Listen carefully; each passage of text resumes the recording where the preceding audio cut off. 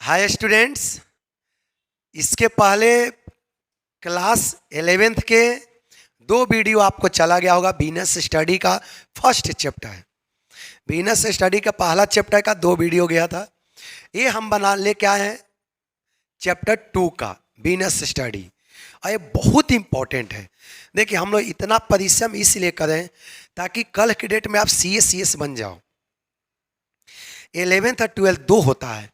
11th में आपको जितना बेस मजबूत होगा, याद रखिएगा, उतना ही आपके लिए गोल्डन होगा। कल के डेट में CS तक चुटकी बजा के आप निकाल लोगे, लेकिन आपको बेस मजबूत होगा तब। बहुत स्टूडेंट को हम लोग सोते हैं, देखते हैं कि 11th में ही इंटरटेनमेंट करने लगता है, वही जाके लपेटा जाता है, ठीक ना। तो इंटरटेनमेंट के चक्कर में नहीं, एकदम से फोकस रखो टारगेट। देखिए, क्लास 11th ही बनने का भी समय होता है, बिगड़ने का भी समय होता है। ये आपके हाथ में है कि बनो या बिगड़ो। आते हैं टॉपिक पर, चलिए देखिएगा। The greatest handicap of sole trader is, बोला कि सोल ट्रेडर के लिए सबसे ग्रेटेस्ट हैंडीकैप क्या है, कठिनाई क्या है? Small size, limited capital, unlimited liability. बताइए, तो इसमें सबसे ज़्यादा समस्या होता है अनलिमिटेड लायबिलिटी। बताइए, आपको पहले बताए हैं अनलिमिटेड लायबिलिटी किसको बोलते हैं? अनलिमिटेड लायबिलिटी उसको बोलते हैं कि यदि बिजनेस के प्रॉपर्टी को बेचकर आप यदि नहीं चुका पाते हैं, तो जो आपका प्राइवेट प्रॉपर्टी होगा उसको भी बेच के चुकाना होगा। समझ में आ गया? इसको बोलते हैं अनलिमिटेड लायबिलिटी। यदि आप प्राइवेट प्रॉपर्टी को नहीं चुका यदि आप बिजनेस के लायबिलिटी को बिजनेस के प्रॉपर्टी से नहीं चुका पाते हैं, तो जो आपका प्राइवेट प्रॉपर्टी होगा उसको भी बेच कर चुकाना होगा। इसको बोलते हैं अनलिमिटेड लायबिलिटी। तो सबसे ज़्यादा डेंजरस यही है बाबू, अनलिमिटेड लायबिलिटी। समझ में आ गया? यदि मान लें कि हम अकेला बिजनेस किया, बैंक से 20 लाख तो लोन ले लिए, कल के डेट में हम नहीं चुका पाते हैं, तो बैंक सीधे मेरा घर को क्या करेगा? जब्त करेगी। समझ में आ गया? मेरा घर को बेचकर बैंक अपना अमाउंट को रिकवर करेगी। चलिए अगला पॉइंट चलते हैं, देखिएगा। The liability of sole trader is limited to the extent. Sole trader का लायबिलिटी कहाँ तक लिमिटेड है? देखिए, capital investment by him, value of the asset of the business, value of the business as well as his private assets. कहाँ तक? तो याद रखिए, सोल ट्रेडर का जो लायबिलिटी है ना, कहाँ तक फिक्स होता है? देखिएगा, जो सोल ट्रेडर है उसका liability value of business as well as his all private assets. समझ में आ गया? यदि कल अभी हमने फर्स्ट वाले क्वेश्चन बताया है कि बिजनेस के लिए हमने कहीं से लोन लिया, यदि हम नहीं चुकाया तो जो मेरा प्राइवेट प्रॉपर्टी है वो भी यूज किया जाएगा, मेरा प्राइवेट प्रॉपर्टी का भी उपयोग किया जाएगा। किस लिए? लायबिलिटी को चुकाने के लिए। समझ में आ गया सभी को? अगला पॉइंट देखिएगा नेक्स्ट। देखिए थर्ड क्वेश्चन क्या है। Sole proprietorship form of business organization is not suitable for the business which required a little capital, required personal attention to the customers। Personal attention to the customer मतलब यदि कोई व्यक्ति चाहता है कि प्रत्येक कस्टमर पर हम इंटेंशन रखें, हम निगाह रखें, कौन कस्टमर क्या सोच रहा है, कौन कस्टमर क्या चाह रहा है, इस पर यदि हम सब पर इंटेंशन रखना चाहते हैं। लार्ज भी साइज, देखिएगा, आर ऑफ लार्ज साइज। यदि कोई सोचता है कि हमको बहुत बड़े लेवल का बिजनेस हो, तो वहाँ पर सोल प्रोप्राइटर सुटेबल नहीं होता है। सोल प्रोप्राइटर एक छोटा सा बिजनेस होता है।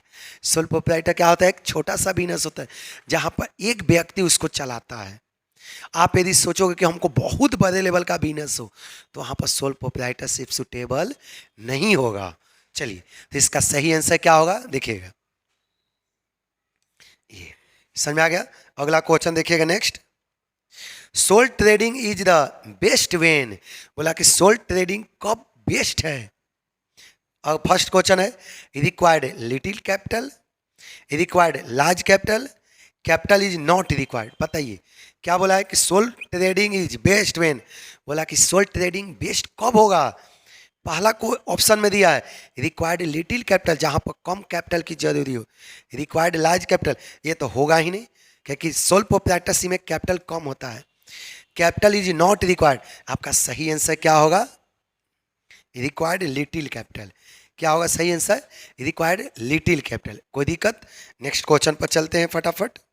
Next question, scope of sole trading is, बताइए सोल ट्रेडिंग का स्कोप क्या है?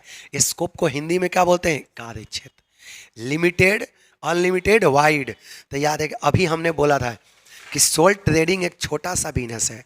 सोल ट्रेडिंग क्या होता है? एक छोटा सा बिजनेस है। इसका काम लिमिटेड होता है, इसका ज़्यादा अनलिमिटेड नहीं होता है। जैसे हमने कपड़ा का बिजनेस किया था, मेरा काम कपड़ा का है। कोई आदमी सीमेंट बेचने का बिजनेस किया तो उसका सीमेंट बेचने का है।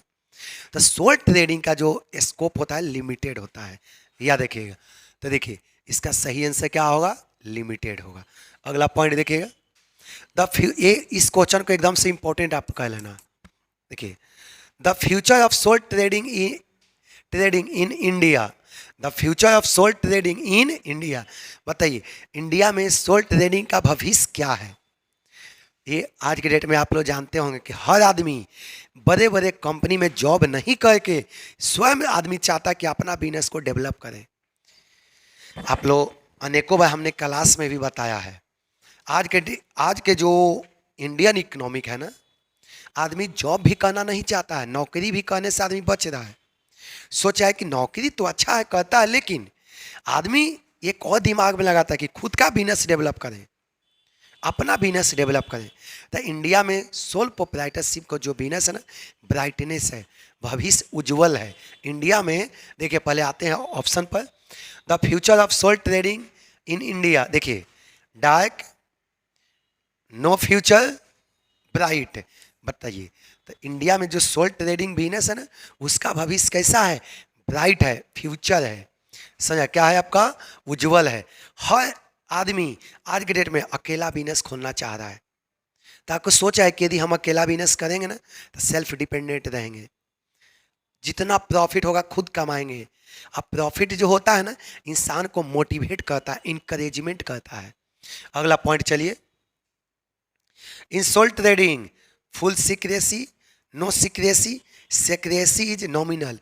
देखिए क्या बोला, एकाकी व्यापार में इन सोल ट्रेडिंग में क्या होता है? Full secrecy. सीक्रेसी मतलब क्या होता है? गोपनीयता।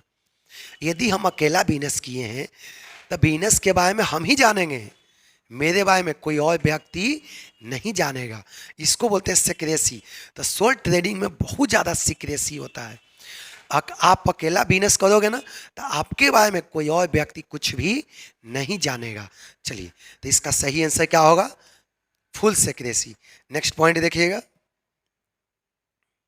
देखिए what is not the characteristic of sole trading business. बोला कि सोल ट्रेडिंग बिजनेस का कौन सा कैरेक्टरिस्टिक नहीं है? बताइए। It is own by one person.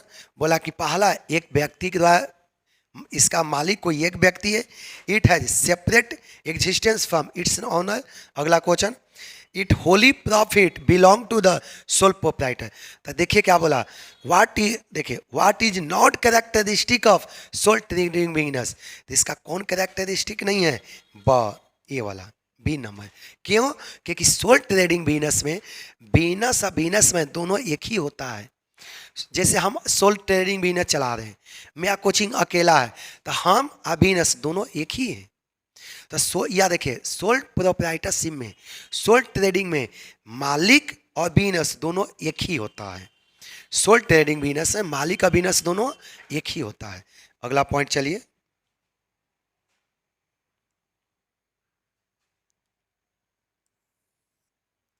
Next देखिएगा। नेक्स्ट देखिए क्या है नेक्स्ट,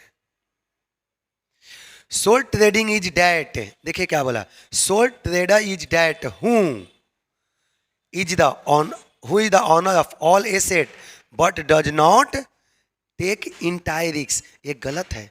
सोल ट्रेडर वह होता है, याद रखिए, सोल ट्रेडर वह होता है कि सारा रुपया इन्वेस्ट करता है, प्रॉफिट भी खुद लेता है और रिस्क भी खुद बियर करता है, वो सोल ट्रेडर होता है। सोल ट्रेडर वो होता है जो सारा रुपया खुद लगाता है और सारा प्रॉफिट खुद लेता है और सारा रिस्क भी खुद सहता है। देखिएगा तो फर्स्ट ऑप्शन तो नहीं होगा। अगला पॉइंट देखिएगा, ये तो हो गया। अगला point, take entire risk but does not owner of all assets. B number बोला कि सारा रिस्क लेता है लेकिन वो बिजनेस का मालिक नहीं होता है। अगला पॉइंट देखिएगा, take ownership of all assets and take entire risk. आपका ये सही है। सारा सोल ट्रेडर जो होता है ना बिजनेस का मालिक होता है और सारा रिस्क स्वयं उठाता भी है। अगला पॉइंट देखिएगा, लास्ट पॉइंट आपका है, which of the following is not govern by a specified act. बोला कि किसका स्पेसिफाइड एक्ट नहीं है, किसका आपका एक्ट नहीं है, सोल प्रोप्राइटरशिप का, पार्टनरशिप का, कंपनी का, कोऑपरेटिव सोसाइटी का। तो याद देखिए बोला कि किसका स्पेसिफाइड एक्ट नहीं है, मतलब किसका स्पेशल अधिनियम नहीं है। तो देखिए पार्टनरशिप का भी एक्ट है 1932, कंपनी एक्ट भी अलग से है, सोल प्रोप्राइटर का भी अलग से, क्या है आपका कोऑपरेटिव सोसाइटी का भी अलग से एक्ट है। याद रखना सोल प्रोप्राइटर का कोई भी एक्ट नहीं है, सोल प्रोप्राइटर का आपका कोई भी एक्ट नहीं है, इसके लिए अभी तक कोई स्पेशल एक्ट बना हुआ नहीं है। तो देखिए एक वीडियो आपका क्लियर हो गया। सारे स्टूडेंट वीडियो देखने के बाद कॉपी में अभी नोट कर लेना, ठीक। अभी और इस पर बहुत सारा वीडियो जाएगा।